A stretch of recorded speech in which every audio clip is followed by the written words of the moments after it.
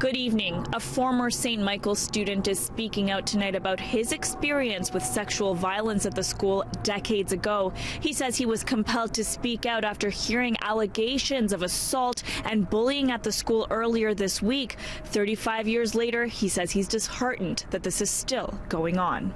Here I am, 52 years old, and I'm still talking about this.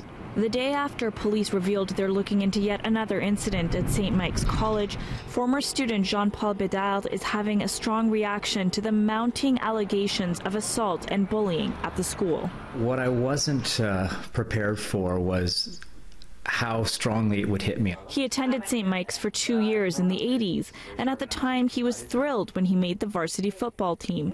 But about a month into it, things changed.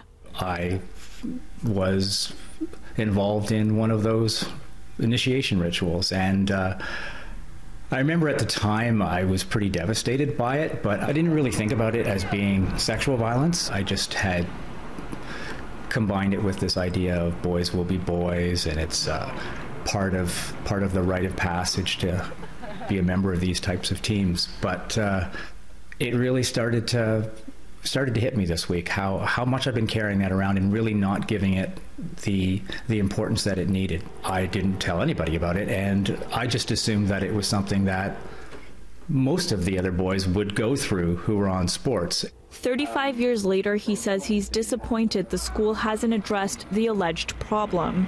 Do you think that the school has been tough enough in their response? From someone who's been impacted by sexual violence, I would say the school has not been tough at all. If it means shutting down the football program or the basketball program or the hockey program until there's accountability, then I think that's just a price that has to be paid. While 8 students have been expelled related to the incidents, the school didn't immediately inform police of the assault when it came to their attention, waiting 24 hours before reporting the incident. That, to me, is unconscionable. They should have reached out to the police immediately. There's lots of time to do internal work, but their number one priority should have been responding to the needs of that young boy. Parents met at the school for urgent town halls on Friday, where school officials addressed student safety.